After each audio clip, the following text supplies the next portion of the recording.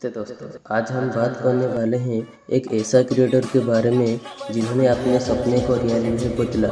A simple boy जिसका name the रमराव है।